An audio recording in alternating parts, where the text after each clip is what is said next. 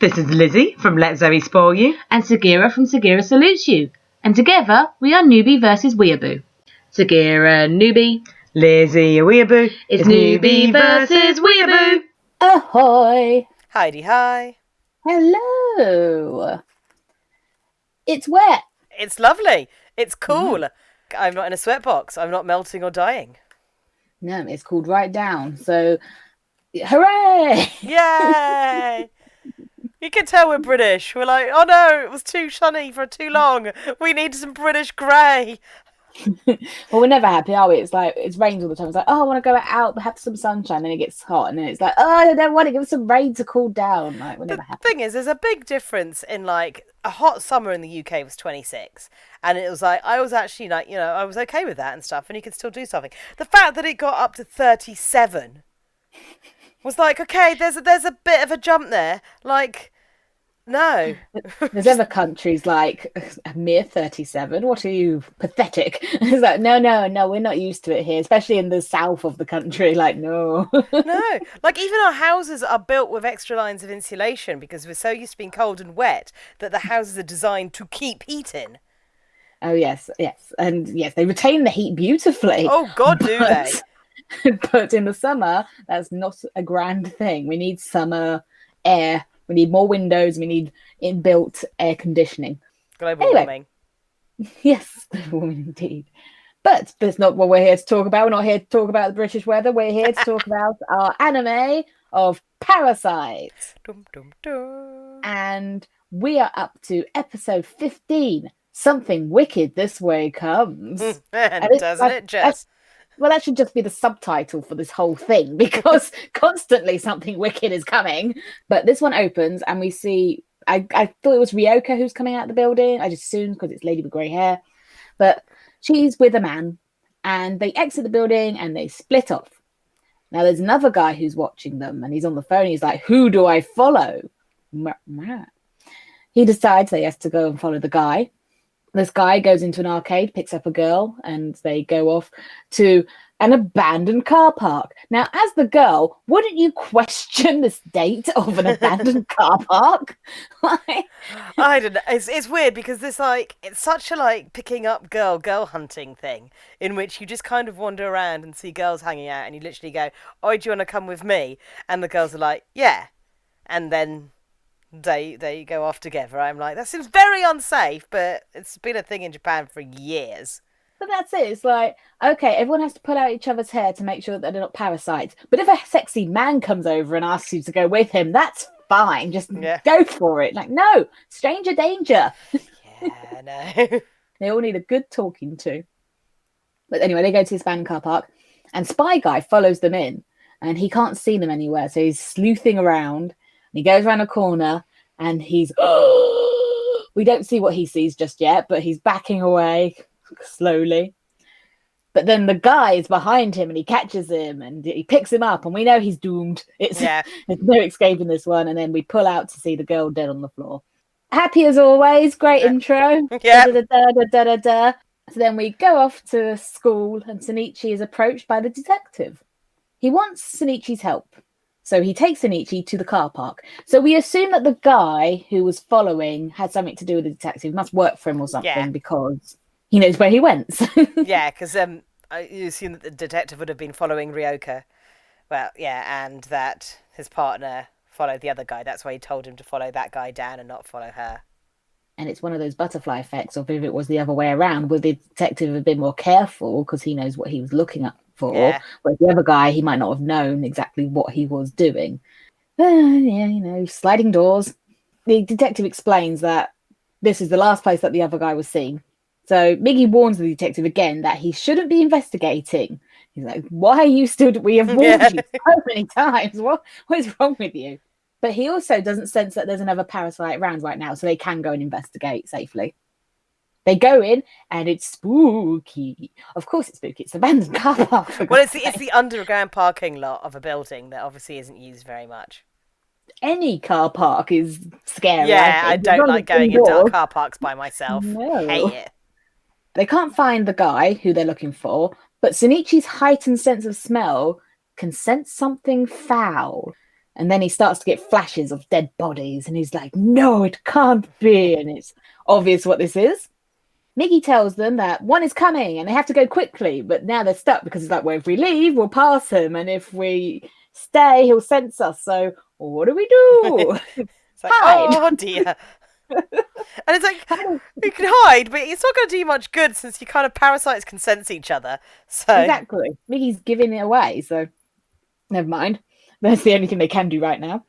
But this man it's a different guy from the one we saw before, but he brings this woman down to the car park. And the parasite, as we said, he can sense Migi. And he's more confused than anything else because he's like, why is he hiding? Oh, well. Because he must think that this other parasite is there to feed as well.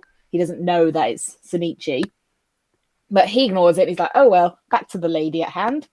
The detective, he readies his camera. And he's starting to get a bit like mur about it because he's like, oh, I might see this thing transform and eat, but let's carry on anyway. Because I want to catch this on film. It's going to be the evidence I need. It's like, But a don't girl do has that. to die to do it. Yeah, and I'm like, morals? Yeah, morals. But Shinichi ruins everyone's plans and he runs out and he's like, no, stop. The parasite senses he's not the same as him, as they all keep doing.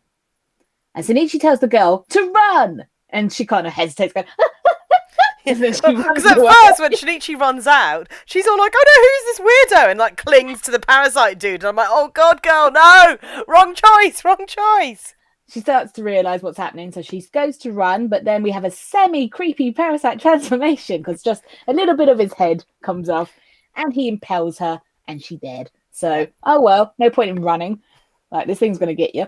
The parasite attacks Shinichi and Migi, and Migi tells him to forget that he is there, as in Migi, which I don't know why. He's just like, forget I'm here, and I don't quite know why. Well, he says, like, don't jump into the fight and don't concentrate on me being around. So he wants Shinichi to focus himself in the fight. So that way Migi doesn't have to concentrate on protecting Shinichi if Shinichi is... protects himself. Yeah, so... Got it. So they're two separate entities that don't have to look out for each other now because they're fighting separately, but also in sync.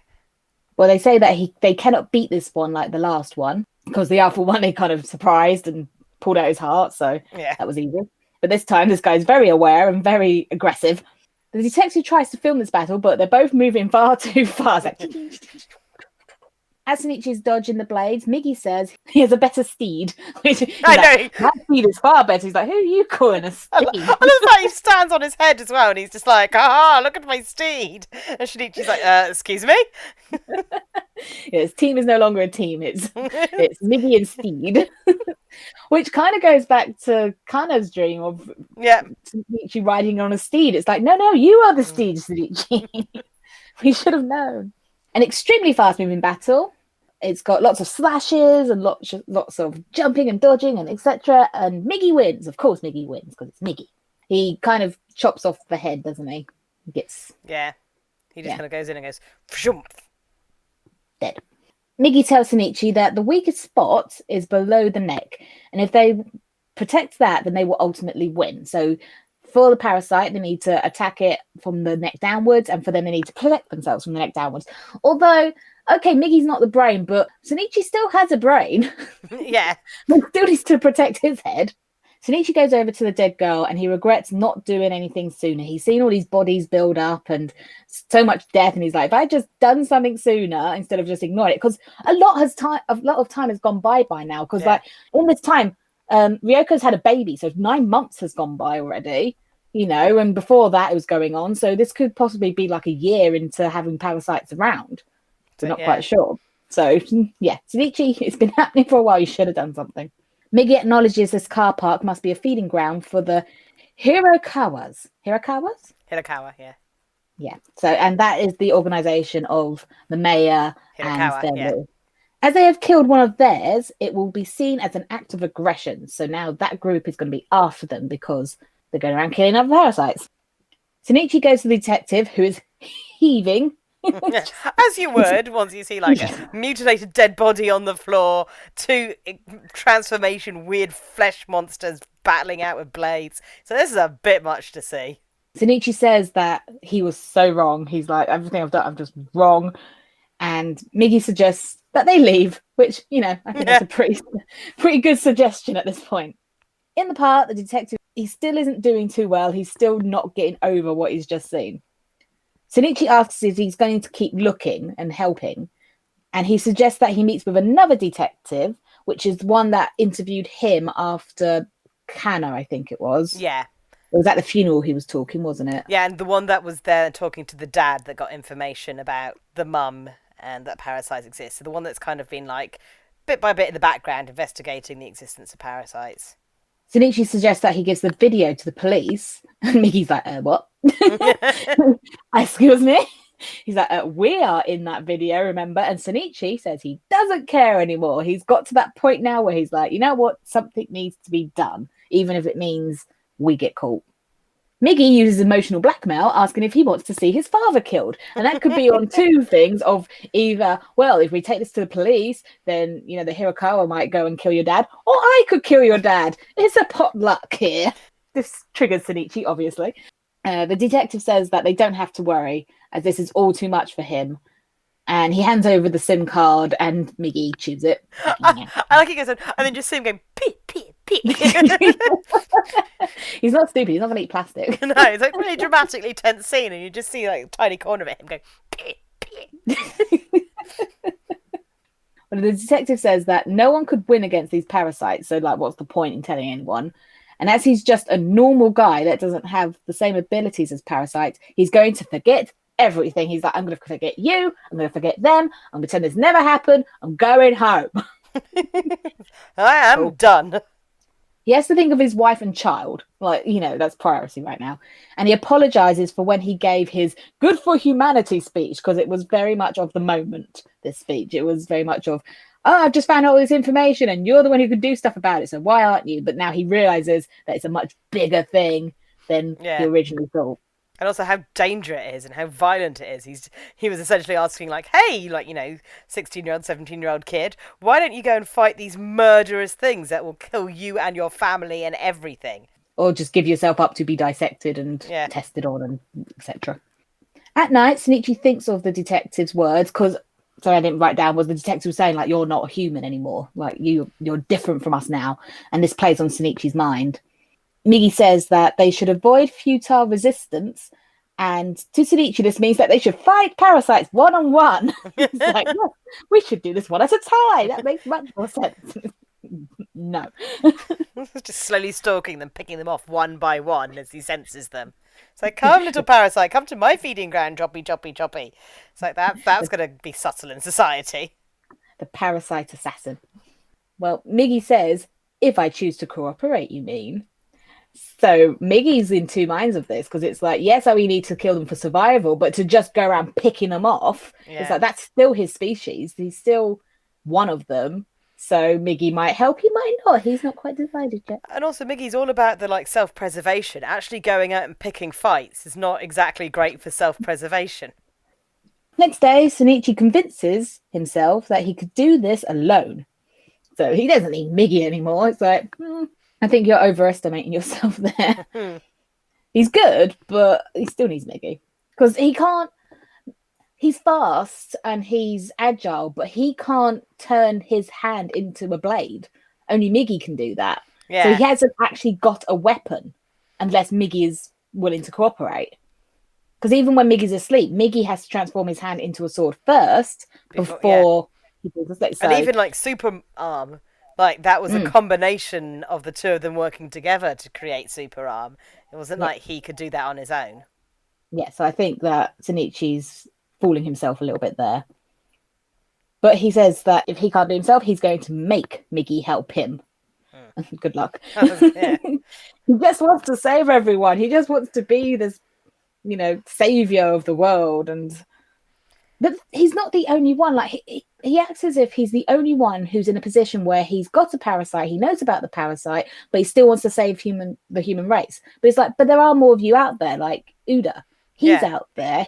He's still conscious. He's still aware, but he hasn't got the same I want to say God complex, because Yeah, well, the thing is that Uda hasn't got the same backstory of like directly being affected by any of these parasites. Nobody he knows has been murdered, and it's not turning up at his school all the time. And he's in a remote location where there aren't that many bimbling around, apart from the ones that followed Shinichi there to like get the dad. So their background is very different. So Shinichi's obviously being exposed to more parasites. Them being like at least twice massacres in his school, and I suppose also and his mother, and yeah. And I suppose also that, with Migi being distributed throughout Shinichi's body, he Yeah. feels like he can do more because he's got these superpowers, whereas Uda has face.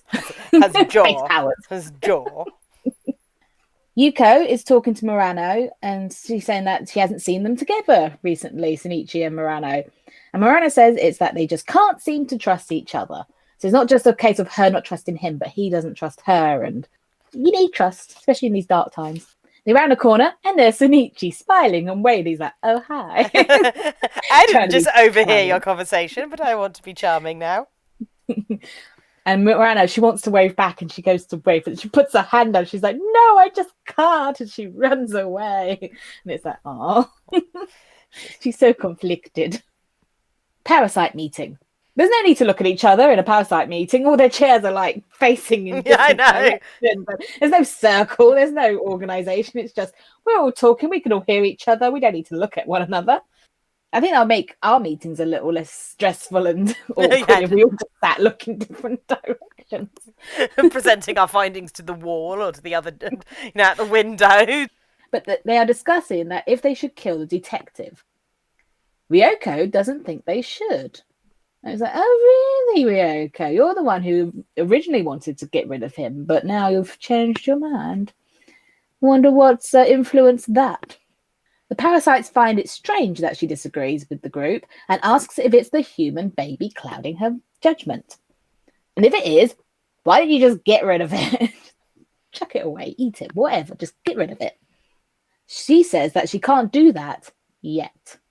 I think I think she knows in her mind what she wants to do, but she's letting them know like she doesn't know what to do just yet. Yeah. But she's too clever for that. I think she knows what she wants. They move on to talking about Shinichi, and as he killed one of their own, he too has to die. It is the law of the land. Yep. He did start the fight, and now they are going to, he's getting dangerous now. I think it'd be better for us if he just dies now. Well, Ryoko agrees with this, which is unusual because she's the one who wanted to observe him. But she says that she wants the body intact for dissection. Yeah. So if the government don't get him, the parasites will. Either way, he's got to be chopped up and looked at. So it's not looking good for poor Shinichi. Cut to the parasite playing the piano. This is so weird. So there's a parasite playing the piano in his underwear. Yeah. Okay. He does not feel the need for clothes. He's No, just like, obviously. no, I want to show off my muscular sculpt body and my piano talents. Well, his name is Goto. And then the mayor, I assumed it was, is in the audience watching and clapping. Yep. That's the only person I can think of that would be important enough to be having a private piano recital with a man in his underwear. Yeah. I mean, in any other anime, this would be a great scene for me, because I'd be like, yeah, you go. But no, it's not even remotely homoerotic. Not even a little bit. Lack of passion in the whole thing. Well, the mayor, I guess. I don't know what the mayor looks like. I've seen him like once, and he's probably popped up loads, but because they all look similar. It's like, businessmen in suits with dead eyes. Yeah, we're just going to go with he's an important member of this group. Yes. Well, he tells Goto that they have a formidable target, and it should be him that takes him down. So this guy's special in some way. And Goto says, if you're saying Mickey wants to do it, I'll let him. He could use the practice. And then he flexes his hand. And it's like, you are shrouded in mystery, sir. Yes. You've said something, you've done something, and I have no clue what that means. Because at first I was like, oh, maybe he has a hand parasite. And then I was like, I don't know. The whole thing confused. Until you actually find out, it's very confusing. They kind of play it off that he's like got an underling or something. And he's like, Mickey should be the one to do this because, He needs more Yeah. practice killing people and fighting. But they focus on his hand, and it does like this kind of flexy thing, and it makes, because you've got Miggy, who's a hand, and then he said Mickey, and then he flexes his hand. It's like it's association. It's Yeah. like, you're very clever, Parasyte. Very good with your symbolism. Cut to inside someone. Now I've written this, and what I mean by that is it's inside a body. Yeah. It's like a brain, or just, I don't know. You can see nerves, you can see tissue, you can see an epidermis, the internal epidermis, and you can see muscular tissue. So it's obviously clearly the layers between flesh, muscle, and membrane. And there is a bony creature crouched and looking at a nerve or a vein or something. He's like inspecting something. And we hear Shinichi's voice saying, "You're a monster." Then the thing asks, "You think I'm a monster? Look at yourself, Shinichi." And then the voice turns into Migi's voice. And the creature holds up a mirror and shows Shinichi with crazy eyes. It's like bulgy and dilated and horrible eyes. And this makes Shinichi shoot up in bed screaming. Yeah, that's pretty nightmarish. She seemed to have had some weird, either skinned face or like melting face, but something was going a bit wrong there. Yeah, we don't quite see what the face looks like, but it's like suggestion. So we know he wasn't looking quite right in it. At school, Shinichi tries to make his one-on-one fight plan.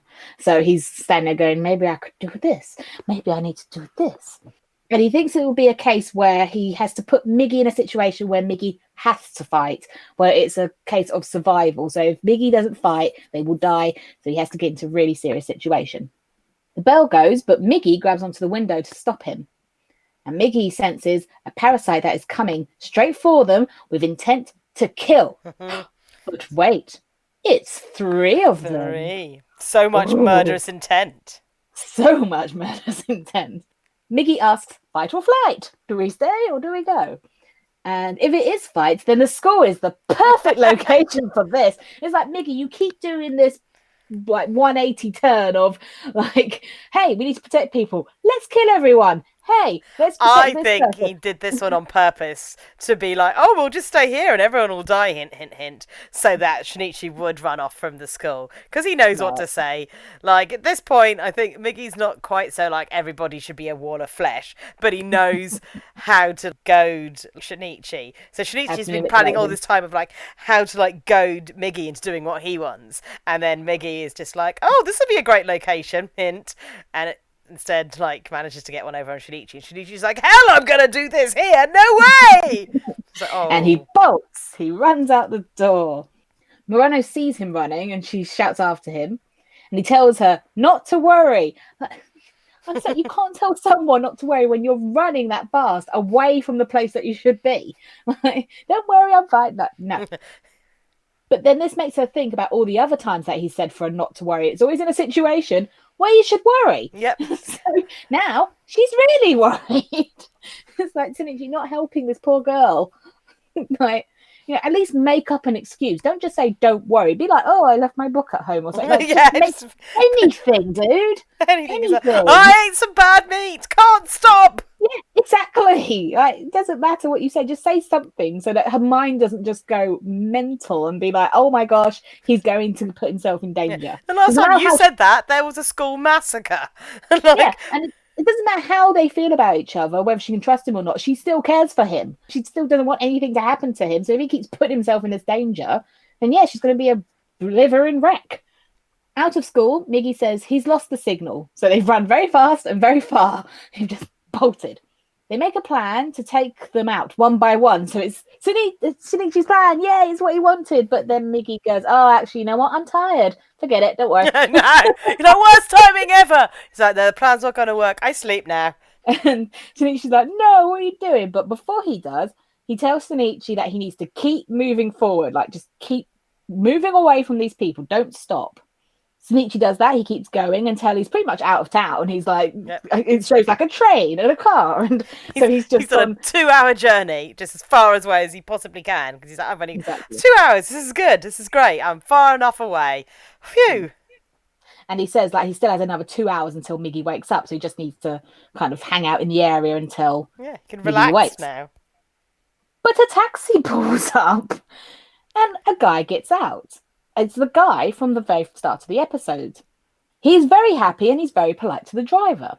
So this confuses Shinichi, obviously, because he's like, he's alone and he's got a smile on his face. Parasites don't smile. Parasites don't express human emotion. So he assumes this isn't a parasite. The guy says that Shinichi took off quickly and the signal in his hand was weak. Da da da! Oh no! A happy parasite? What's going on? A smiling parasite, what the hell? So on hearing this, Shinichi runs away fast. He's Usain Bolt, just goes. And the guy runs after him, but he doesn't seem to be as fast. He seems to be more muscle than anything else, so he's kind of a bit slow moving.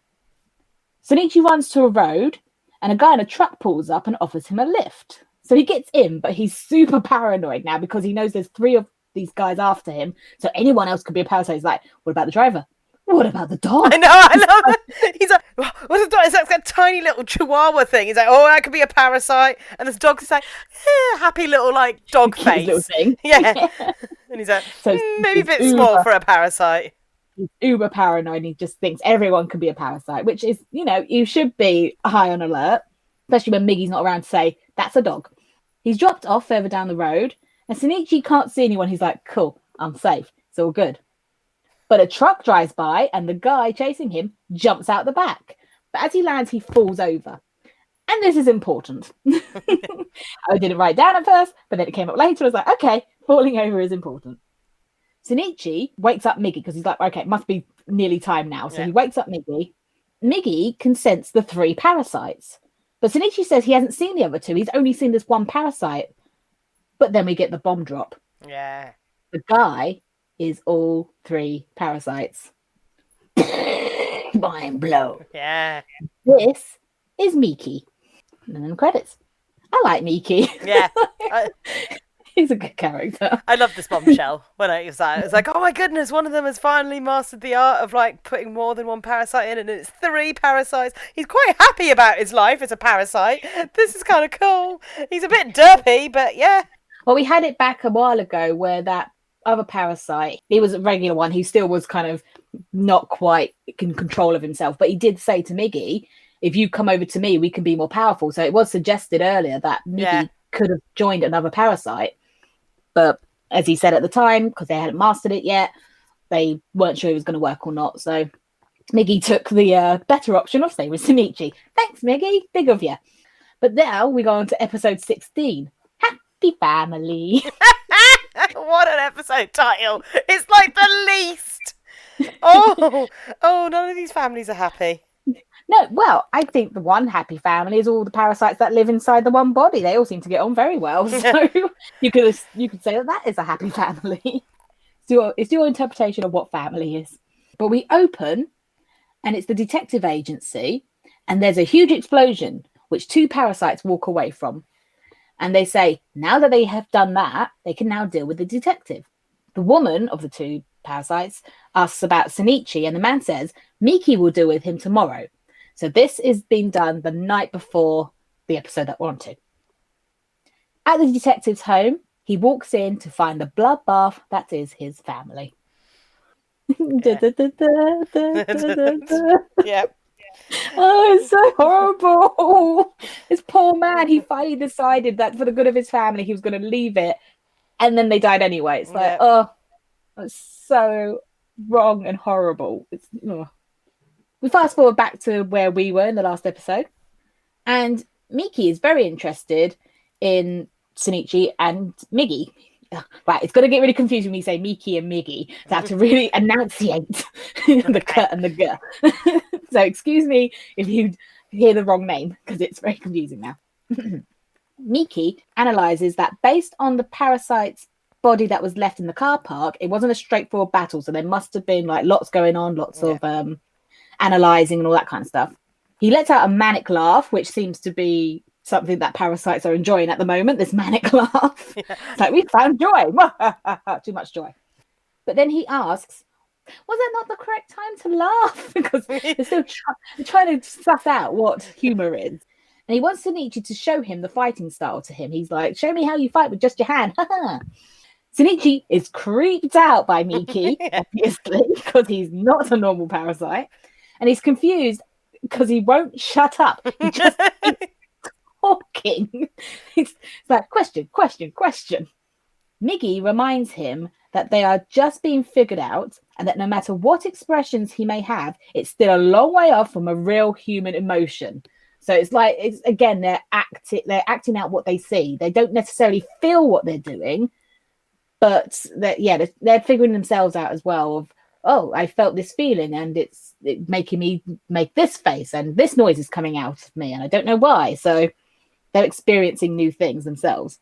Miki analyzes Shinichi and says how it will be difficult to return the body in one piece because Ryoko has asked for a whole Shinichi. As they fight, Migi says there's too many blades. We'll describe Miki. His head is not transforming at this point. His head is whole. Yeah. And then both his arms are turning into the tentacles. So he's like got 6 tentacle blades going on. Yeah. And Migi cannot make that many. And Shinichi demands that Migi makes more blades. Like, why won't you make more? He's like, there is a size requirement that I can't quite fit. I can only make what I can make. Because at some point, because obviously the more blades he makes, the smaller they're going to get. So in the end, it's going to be like toothpicks. And also, they're not going to be very strong because you won't have enough muscle mass behind them. So it's like, yeah, look at my flobbly toothpicks. That's going to be great in a fight. So yes, he's unable to make more blades. Shinichi is hit a couple of times, but he runs. He's like, I'm away. And off he goes. He notices that Miki is slower than they are. So though he's fast at fighting, he's not fast at running. So his legs are weaker than his upper body. Both Shinichi and Migi are now tired because Shinichi has been running all day and Migi has been fighting. Like he just wakes up and then goes straight into a battle. So who wouldn't be tired? And once they get some distance, they have a rest and start to chat about what's just happened. Migi acknowledges this is a new type of enemy. Yes, Migi, it really is. We've noticed that with its more than one parasite in a body. Shinichi reminds Migi of their conversation from earlier, how they should go for the weakest points below the neck. And in this case, he thinks it's the legs. Migi is concerned that as he can't tell how the 3 parasites are distributed, he doesn't know where they are. Well, Shinichi says like it's obviously in the 2 arms and the head. That must be where they all are. And Migi's like, yeah, but there's still something I'm not quite happy with. So Migi's not happy with his analysis of this body. A truck comes round and Miki is on the back of it again. He just seems to keep catching all these trucks. He jumps off and once again falls. Shinichi tells Migi that this is the second time that this has happened. So again, like it's the legs. The legs are the key. Yeah, he's not very good at jumping off things or walking or running. Or balance. It's me! Miki. It's you! You are Miki! You are 3 parasites in one. Miki says that they keep running, so this means he won't be able to keep the body together for Ryoko, because if they keep moving, then it's going to be harder to kill him in one piece. Migi makes a plan to defend the right, and Shinichi will defend the left, and then Migi will go in for the legs. So they do the plan, and Migi slices at the leg, but nothing happens. There's no blood, there's no ouch, and Migi just looks at him and goes, well, that was amusing. You tickled my ankle. So he attacks Shinichi, but as he does, his blades get in their own way. He clangs his own blades, which gives Shinichi a chance to jump away. Migi explains he sees Miki's true nature, and he may mostly be for show, but the 3 parasites are spread over more than the head and the arms. So the leg is not human. The leg is parasyte. Parasitical? Here we go. Parapsychic. Though his head is the control center, there's no independent thought in his arms. So he is controlling his arms. So there's no parasite inside the arms going, go this way, attack this, do this. It's still Miki controlling them, which is why he ends up clanging them, because he's got to concentrate on so much stuff. Shinichi runs again, and Migi instructs him where to go. Shinichi runs again. Migi instructs him where to go. Migi says that Miki has no cohesion to his bodily movements. What he doesn't understand is why the head doesn't morph, but it could be due to the concentration of working the other parasites whilst functioning the human parts. So there's a lot going on in this one body. And Miki doesn't seem to be quite in control of it all. Migi instructs Shinichi how to move until he can cut off the head. So he's like, jump here, go here, over here, around the trees, woohoo! Slip slide. And then he chops off the head. It's like, we are winners. We have vanquished. Yay! Hooray. You've taken out the brain. Woohoo! And then the body drops to its knees, but it doesn't collapse. Oh no! Oh no! Fall over. No, it doesn't collapse, and it uses its arm to put a head back on its body, and this kind of stops the bleeding. And then he calls Miki back over, and his little blobby head rolls over. And I thought of you with your blob phobia. Yeah, I was like, that's gross. Don't like this. The new head says that Miki is better as a subordinate, and Miki gets morphed into the arm. Migi now explains there wasn't really 3 parasites, now he's completely one. He took control of the whole body to become a single life form. But before becoming one, his consciousness split into 5 different beings. So there are 5 parasites in this one body. Yeah. So it's not really human anymore. They're just literally the shape of a human. Parasite party. Like, yeah. Yeah. It's like there's no human left, because if the parasite eats the parts that it takes over and is pretty much all parasite. Yeah, this is pretty much like, this is just a community of parasites. So, yeah. The parasite starts talking to them, and it seems to be Goto's voice. Yeah. So the guy who was at the piano earlier. He tells them only he and Miki can act as the control, so only those 2 can be the head, but only he can unify them. Yeah. So Miki can be in charge, but he can't join the body back together if it gets Mickey's split up. not got. That's why he needed more practice, because obviously he's not very good at using his legs, and he isn't quite used to controlling his arms, and he needs to keep his head like centered and focused to stay in control. But unlike Goto, who's just like, yeah, I've got this down, guys. He says they have met before, and when he unblobs his face, Shinichi recognizes him. Now, where from? Okay, so this confused me as well, because I was like, is it the guy from the car park? Surely not. Because Mickey's the guy from the car park. Mickey is the first guy, but the second one guy gets his head chopped off. Yes, so then I was wondering, because if it didn't shrivel, I would have said that, oh, we must have joined back together after they left. And I'm like, where have we seen Goto before? Because the last time we saw Goto was when he went in, killed the Yakuzas and stole some other dude's body. No, I don't know. So Shinichi wasn't around then. So I was like, and he's definitely not the one that killed his mum, because Shinichi killed him. That one definitely shriveled. And that was a woman, but it was in a man's body that went a bit wiggy and then went into the mum. Is it at the very? Do you remember when they had the mayor, the bus, and they go into? The so it must have been one of the people that was standing around the bus that remember, stared at him.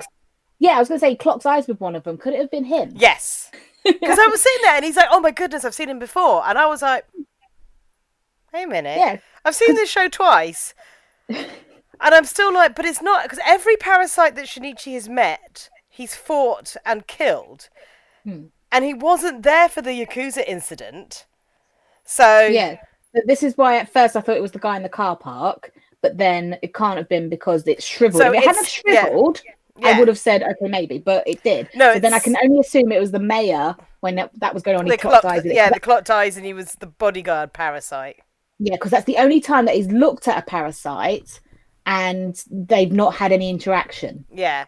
So that's all I can. I mean, if there's anyone out there who can clarify for us if we're right or not, that'd be great. Like, one of the things, I pay a lot of attention when I'm watching these things, and I just sat there going, I've missed something. What? Again, like I said, I find they all look alike, the Parasyte lot, because they're all just starey, business, chiseled-looking men. And it's they are. They have got quite a very similar profile and dead eyes. The only one that's really like different is Mickey, because he's expressive and he has fluffy brown hair compared to everyone who has like I am businessman haircut. Yes, and chiseled face and wears a suit. So they all look very alike. So I find it confusing of that little group of them, which one's which. But no, they have a look. They fight, and Goto uses the trees to help him. So he's like monkey man. He's like swinging the trees and he's using them to leverage and stuff. And Migi realizes this is not the right place to have a fight because he is too good with the trees. He is doing far better than they are. So he's like, let's go. They manage to escape with speed. But Goto changes his feet. So now they're kind of like rabbit feet, like that kind of small foot, but like muscular calf, and it's at an angle where it can propelling forward. It's kind of like the same thing as the at the Paralympics, the runners with the spring feet. It looks that kind of shape. So it's kind of like, is that like if you like crossbred kangaroos and cheetahs, that's the optimal leg you'd get. Yes, and it's what he gives himself. So he is like the ultimate parasite. He can transform to suit his surroundings and what he needs at that time.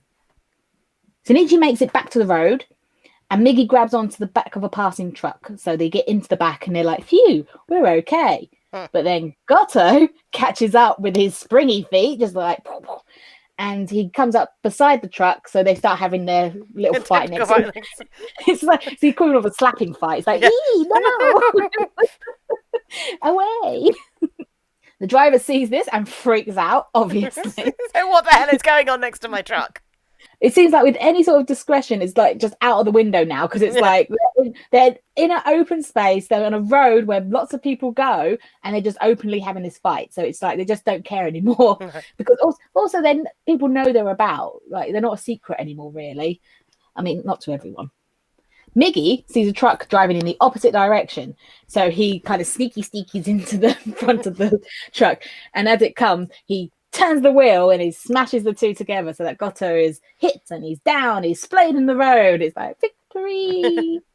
The driver that in the truck that Shinichi's in is like, I'm getting out of here. Yeah. Hit and run march. He's just like, nope, this has nothing to do with me, I'm out. I'm sorry, but if you see some weird tentacle creature coming up to next to your truck, wouldn't you drive away? Yeah, it was the right call. I'm sorry. Like, Absolutely. a bladed tentacle monster running around next to you. You run away from that. Well, especially with what happened to the other truck, because they get, I'm like, oh, hit and run, naughty.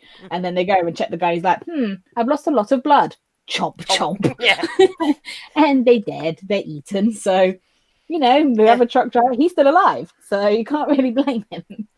The police station, and they're now interviewing the detective, because obviously he's reported that his family are dead. He asks for Hirama, who is the detective that Shinichi told him to talk to. The police chief comes in and he says to the detective that we suspect that you know something more about these parasites. And then the detective is triggered. He's like, oh no! And it's just that scene. Back to Shinichi, and he is exhausted. He's managed to get away. He's in town. He's hiding in an alleyway, and he's slashed, and he's tired, and he just wants to go home. Migi thinks that they need new clothes because these ones are a little bit tattered. And they need to have some food because he needs his nutrients. Shinichi has no money. So Migi regurgitates a wad of cash. He's like, yeah. Gross. He stole this from the truck driver, but he says as a parasite, he doesn't care about the human laws, and Shinichi should not judge him. He's like, don't judge me. I don't care about your human laws. They do not apply to me. I am Parasyte. Migi says, though they are different, they should respect each other as they have one common goal: to survive. Now in new duds and eating, that Shinichi food looked is good. I was like, I want to eat some of that. Noodles. Yum, yum, yum. So many noodles. Oodles of noodles. Noodles of noodles. Well, Shinichi hears on the news of the detective's family and how they've been killed. Migi thinks that the family was collateral damage. He's saying, like, well, they're after the detective, and if they probably just went in and just killed whoever was there. So it's just unfortunate. Shinichi suddenly has the, impulse to go ring his dad all of a sudden. He's like, maybe I should go check on Dad. So Dad picks up the phone, and Shinichi tells him to leave the house. He's like, I can't tell you why, just please get out the house. And he says that he won't be back for a little while. So Dad obviously demands to know why. He's like, why are you not coming home? Why do I need to leave? What's wrong? He would ask these questions. Yeah. Trying to stay calm, Shinichi says that he's been a good kid, and he wouldn't prank his dad. He'd tell him the truth. And, he's really calm, and he's trying to be very reasonable. But then there's a monster that's coming that killed Mum, and he's coming. I know. He's like, haven't I been a good son? Haven't I always done? I've not gone out and done anything untoward. You can trust me. I wouldn't be doing anything that if it didn't mean it.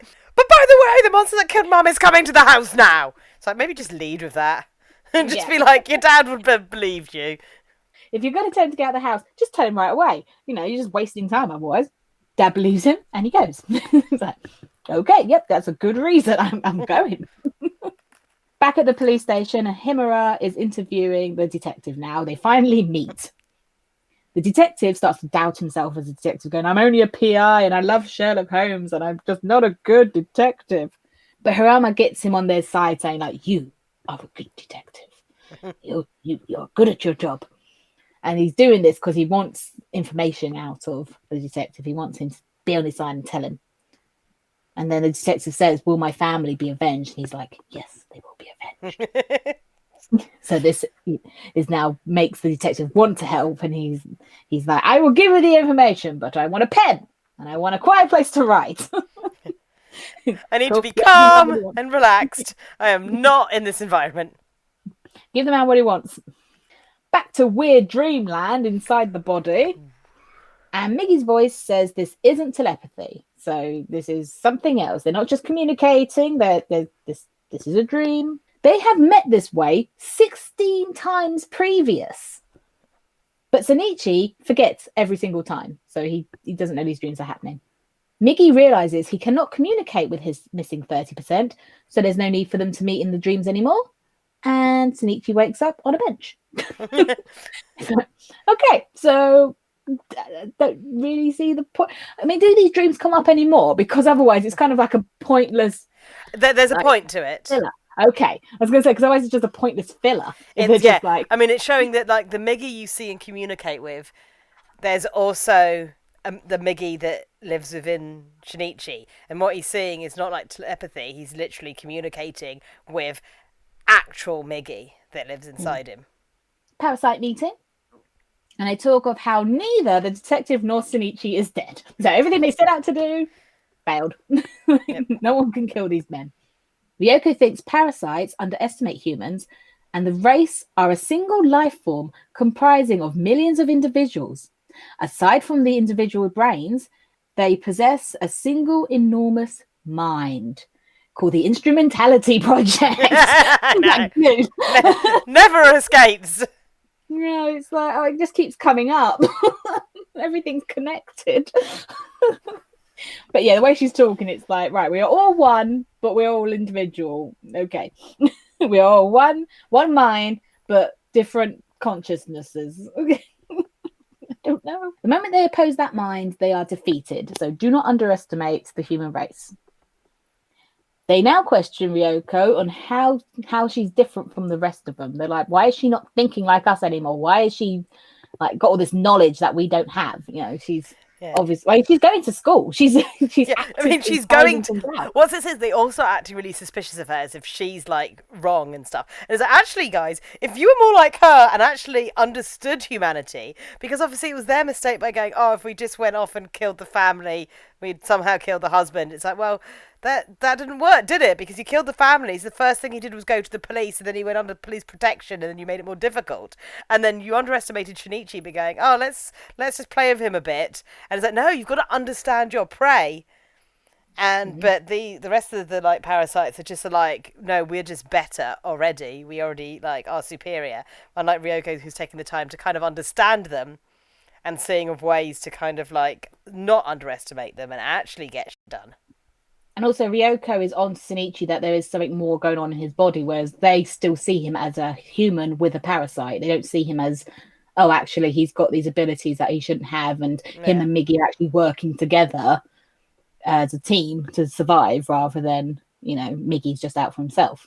And also Migi's now getting a relationship with Shinichi. So it's not just the fact that he's a host, it's the fact that he's a host he wants to keep. He doesn't want to lose Shinichi as a host. Because then he'd have to start all over again. It's like, nah, no one wants to start again.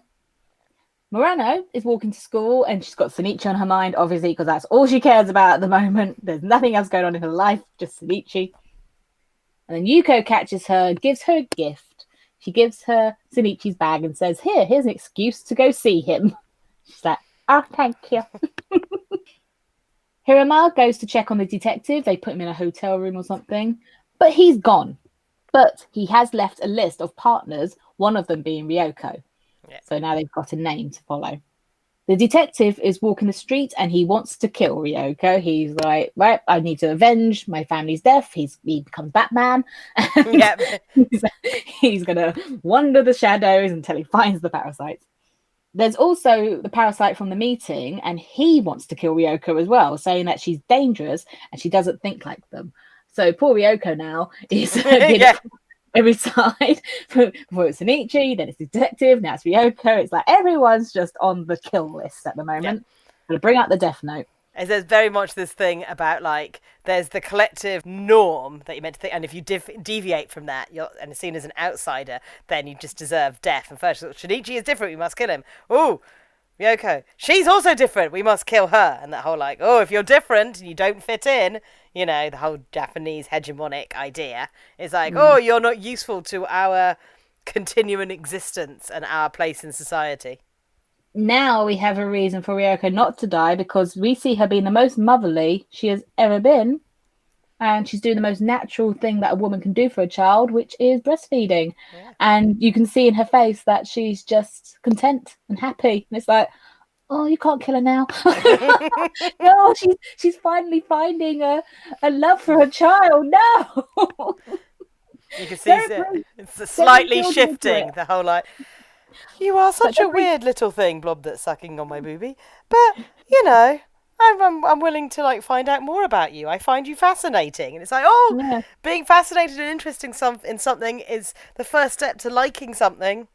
Mm-hmm. But yes, now it's like, oh, she's getting a connection. No, she can't die. She's got a baby. Can't leave the baby on. No, because then if they get her, then they'll get the baby. No. Yep. So now we are invested in that. Murano goes to Shinichi's, but he's not there. But I was thinking that because nothing happens in that scene. It's literally her going to the house and no one's there. But in my mind, I was like, oh, they're going to come by and kill her instead because obviously they've gone there to kill Shinichi, and if they killed the family of the detective, then they might kill her. And I was getting all panicky. I was like, no. It's all right. Nothing happened. It's all good. I can breathe again. It's nighttime and the detective follows Ryoko, and she senses 3 parasites whose intent are less than peaceful. So, of course, she has to go and find out. She wanders off to find them, and she finds the 3 who were in the meeting earlier. So the guy who said that she needs to die, and then the other 2 were part of it. The guy says, we try, but we can't suppress it. And Ryoko replies, the reason being the strongest signals we emit are of murderous intent or animosity. And then in the dub, she adds, so get on with it. Because they need that extra bit of information to know what's going on. It's like, oh. I don't know. But yeah, so that's the end of that chapter. So yes, we're going to find out what happens to Ryoko. I know. What the bit that worries me is the fact that the detective is heading into Ryoko's building now that she's not there, going, this is my perfect chance. I didn't know he went in the building. Well, because he looks up at the building and it looks like that's where he's going to head because he says, this is my perfect chance. Oh. So I'm like... I thought he just meant it's his perfect chance to kill her because she's No, I think... she's alone outside. That's what I thought it meant. No, because she walks off and then he says, this is my chance. Yeah, but I thought he was just going to follow her like he has done with every other person. I read that he's going to go in and take the baby. Oh, but I don't know. I have to wait till next time. You do know. Well, I'm adding some extra tension. Well, that's it. I mean, like, if he does go in the building, you know, eye for an eye, they killed his family, so he could kill. But would the detective kill a baby? I don't think he would. Yeah, no. But then, does he know that it's a human baby? It could be a parasite. But oh my god! Yeah, I mean, I don't even know if he knows that she has a kid or not. But you know, we just don't know. Because he's not going to go after her alone because he knows that she's a parasite. But then also he's got murderous intent of himself because, well, he's lost it a little bit. Yeah. Oh, goodness. Oh, now I don't want to watch the next one. I need to know what the detective wants. God. Okay, right. Exciting. Dun, dun, dun. But also tragic. So, Lizzie, what are you going to tell us for Sagira's happy moment with Lizzie? Oh, I watched The Old Guard, a great movie on Netflix. I didn't realise it was based on a comic book, but I'd heard good things about it. It's Charlize Theron as the main character in it, and she's hot. And I was like, you know what, cool, a film about like ancient immortals doing battles. It was great, but it had one of the best representation of like a gay relationship I've ever seen in a mainstream film. I'm like, why can't more mainstream movies just have a nice representation of happy gay couple? It was amazing. I was like, oh, that's the most beautiful gay moment I've ever seen in cinema, and it came from like a mainstream big budget like action film. My happy thing is that I've finally finished my book. My Woo. second Precious book. If you don't know, I write a children's book called This Is Precious, and the first one is out on New Monday, and I've now finished the second one. Yay! It's not Yay. out to sell yet. I still need to print it, but it's exciting. I'm happy, and it's something that I've been working on for a long time. So that's my happy thing this week. Okay, social media. Da, da, da. Mine is coming on beautiful, nutritious food because I cannot get over Shinichi's gorgeous noodles, and I'm going to eat them up. Num num num num num num. That's my social media. So oodles of noodles. Noodles of noodles. Delicious. Delicious. Mine is coming on an explosion. Ta-da. Any particular reason why there's an explosion? Because the detective's place blew up. Okay. I was like, context of why there's an explosion. The detective's agency, it blew up at the start. So so did my social media. And also it's blowing up. Oh, the punnage. Yay. Okay, say bye-bye, Lizzie. So for now, this is a weeaboo saying Jane. And this is a noodle.